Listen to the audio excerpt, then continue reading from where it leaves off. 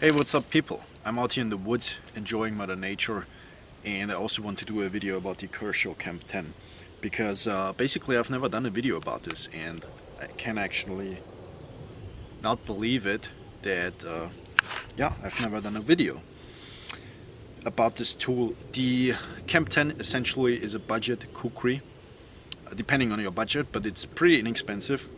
Even with inflation prices and everything, this is still in the black version it's 60 euros, and in the tan version, which came out after I bought mine, so I didn't have the choice back then. Now you have the choice, but I think it's like 70 euros in the tan version. So pretty inexpensive still, despite everything has raised in price so significantly. This tool is still as inexpensive as it has ever been. I think this is on the market for certainly a decade. Yeah, I think it's more than 10 years, easily. They used to have the bigger machetes in the camp line. Was that the 14 and the 18? I think it was the 14 and the 18. So, yeah, 14 and 18 inch. And this is called a Camp 10 because it's 10 inch, which is 25.5 centimeters of blade length. It's a big Bowie knife size, basically. It is a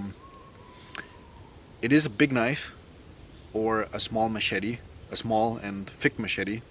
Most machetes are thin. This is a heavy machete, if you will, so it's thick on the spine. I would say it's a machete and not a knife.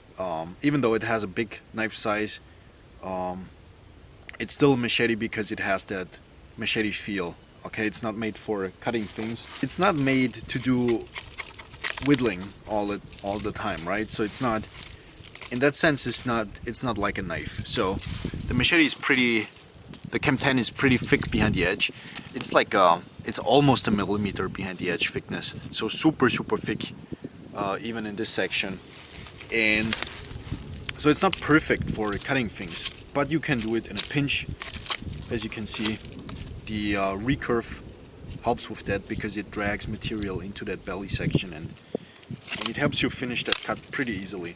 And as you can see, mine is not perfectly sharp right now, but yeah, it's adequately sharp for what I needed to do. And what I needed to do is chopping wood. I have chopped a lot of things with this, and it works really well because of the forward heft that the kukri naturally has. It's almost 5 millimeters on the spine thickness, pretty thick, and yeah, it has a lot of oomph going forward. It wants to chop, it wants to hit things, and it hits things slow, but it hits things hard. Let's say if you chop bottles with this, you can see very well that this knife hits very hard, but it doesn't hit super clean. So and that's because of the thick geometry behind the edge here, and that is yeah, that makes it probably not a super effective fighting tool or a weapon, but it makes it a very effective, essentially chopping wood kind of tool. And I think that's probably what you're gonna use it in the end anyways, right? I don't know how many enemies you have, but yeah, but I think it could do it in a pinch. If you needed to defend your life with this, you could do it, but it's not perfectly it's not perfect for that because of the thicker geometry. So it's really just a brute tool to chop things, baton things. It batons actually quite well because of the thickness and the length. You can baton wider pieces. The steel here is pretty strong, so I even baton some really nasty, well-seasoned and completely twisted and filled with knots cherry wood, and that's super tough on any blade that I have. So, and this did it with ease. So yeah, it's not gonna break easily.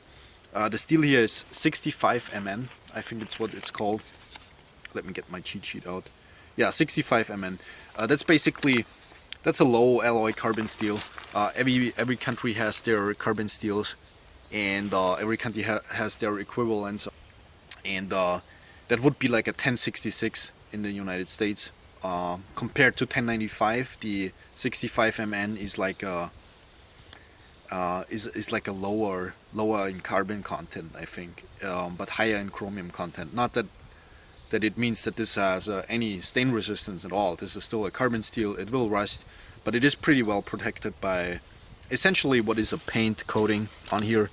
So it's not a super durable coating. It will wear off pretty quickly. As you can see, it still looks pretty good on mine, so I don't have any issues with it. But if you baton a lot with it, it will wear off pretty quickly. You can see some marks on here. I have actually hammered in some nails with this, which I sadly don't have that on video. I thought I have, but I don't. The price I think allows for this to for it being a knife that you can do stupid things with it, because first, it's not gonna break easily. It's a tough carbon steel that's super thick, both in geometry and on the spine, and it's also not too expensive, so why not have a little bit of fun with it? So yeah, this knife did absolutely perfectly, hammering nails. I even chopped a nail with it at some point. I think you can see that.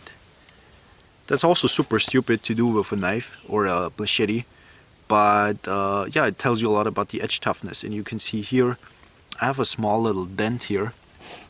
Let me get that a little bit closer. Not sure if you can see that, but there is a slight chip in the edge from that. And you know what? It's still, there you can see the reflection. It still does perfectly fine with all the chopping.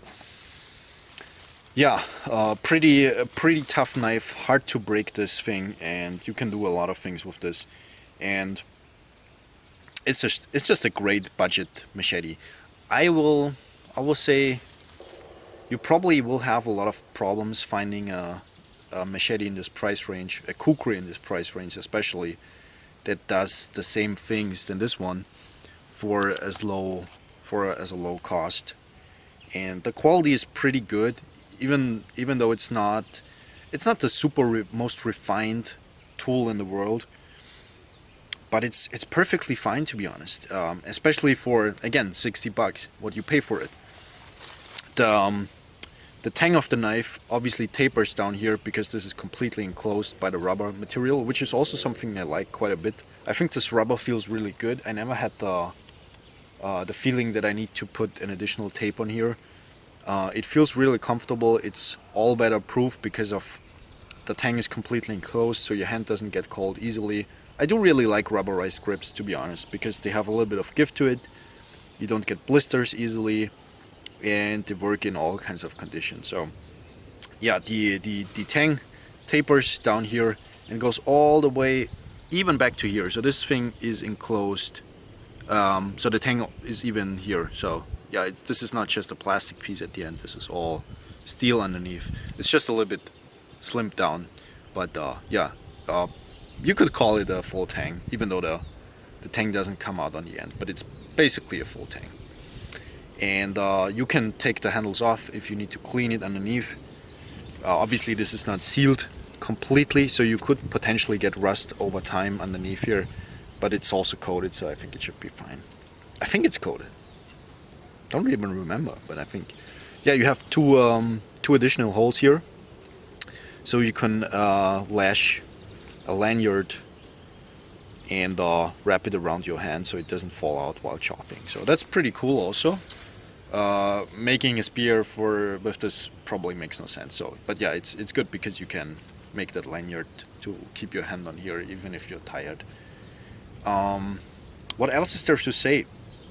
It's a very universal tool. It would do a wide range of tasks. It can cut, but it's not perfect at cutting. It's really good at chopping, batoning, the harder use stuff. In a survival situation, you can definitely survive with this because it's easy to maintain, it's easy to resharpen, it's very tough on the steel. It's really hard to break this knife or machete. The sheath is alright. I wouldn't say it's the best sheath, but considering the price range we are looking at here, I think it's a pretty good sheath. As you can see, I carry it like so, because if you carry it on your belt, which works, it actually does work pretty well, but you always have a lot of weight on this side of your, or on one side of your body. By the way, this sheath is ambidextrous, you can flip the mounting system to the other side if you're left-handed, which is pretty cool. Also, they thought about a lot of things here. It does have a drainage hole on the end if you should take it underwater.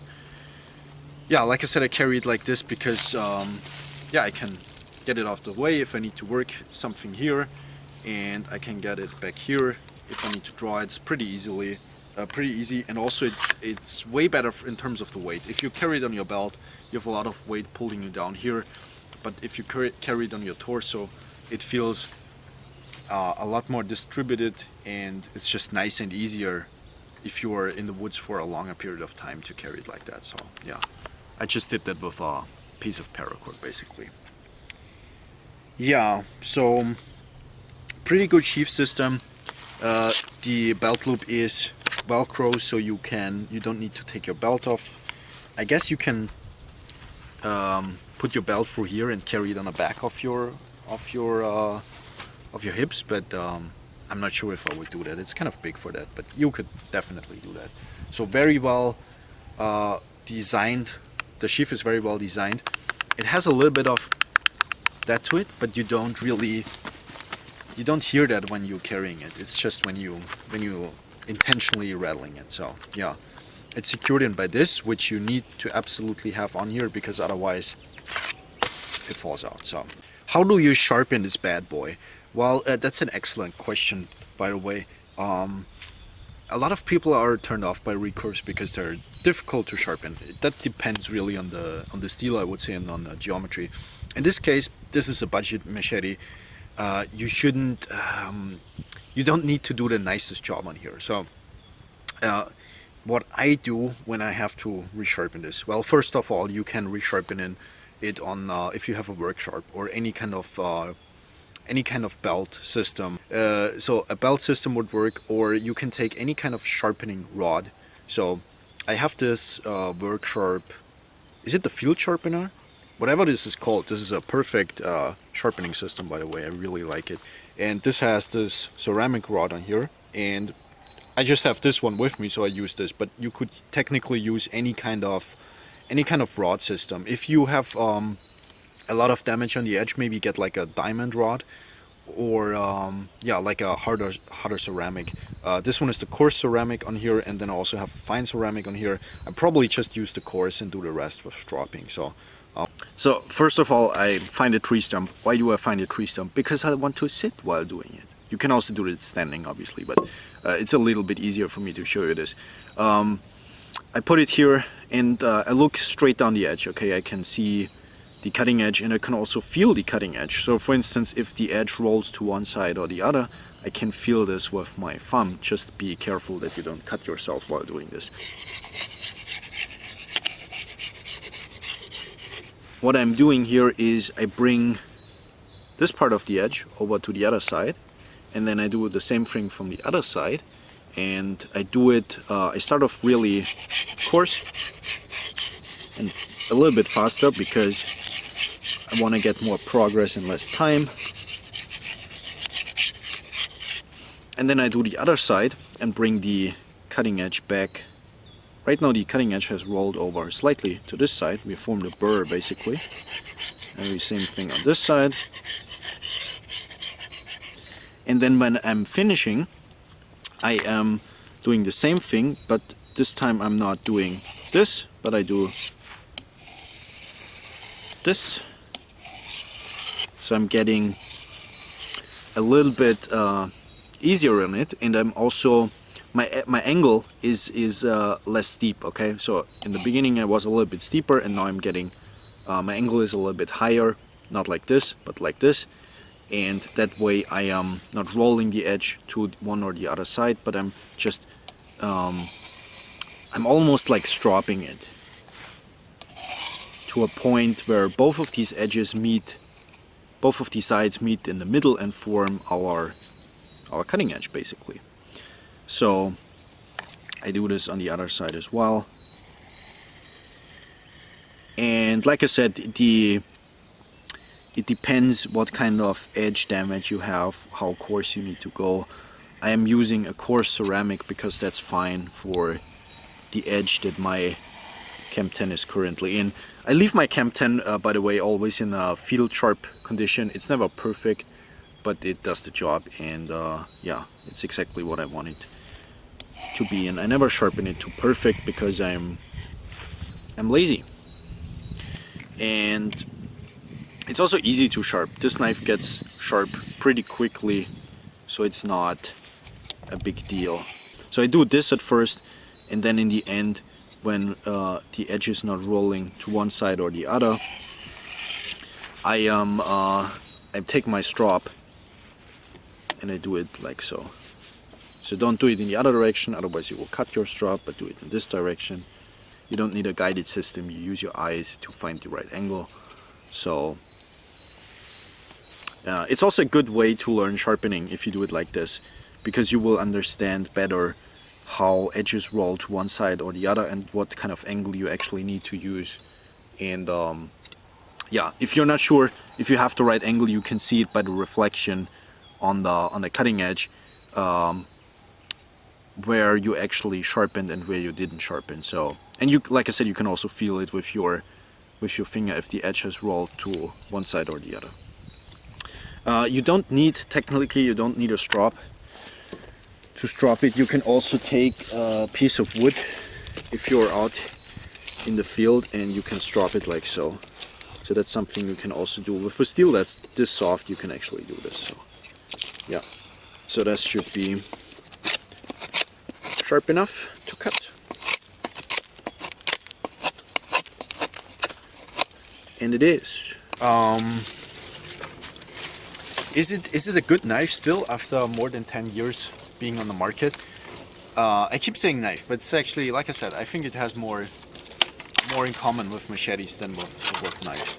Yeah, I think it's a pretty good machete, and it's hard to, like I said, it's hard to find something in this price range that is so well made.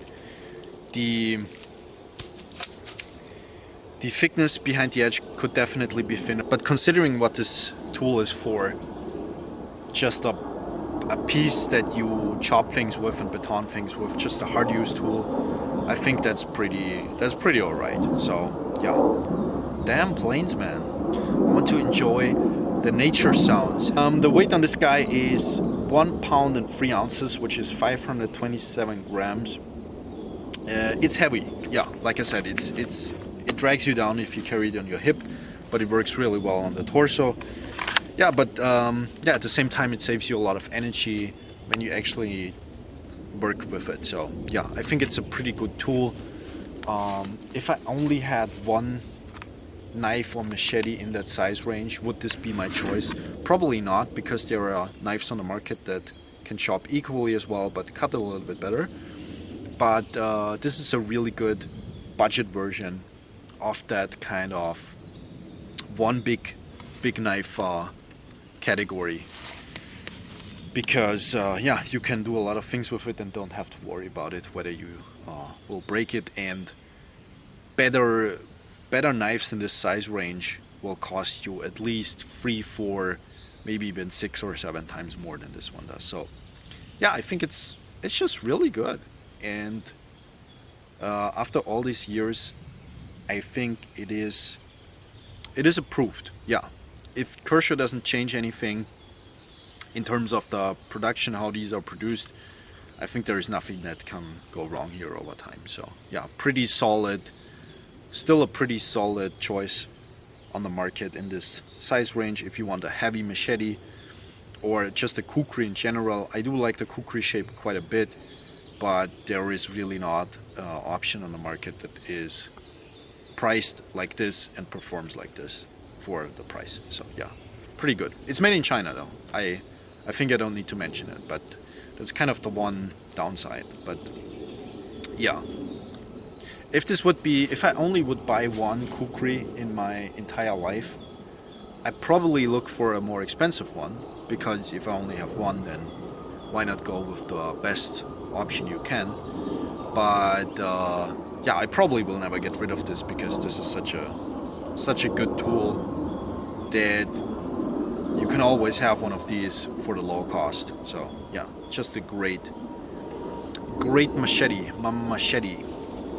So yeah, that's it for this video. I will keep enjoying the beautiful day out here, and yeah, I hope you do as well. The weather is so nice lately, and it's really good that spring is finally back. I didn't realize how good spring is. Enjoy nature, people, and thank you for watching. Maybe we see each other in another video. Blah blah blah blah blah blah. Goodbye.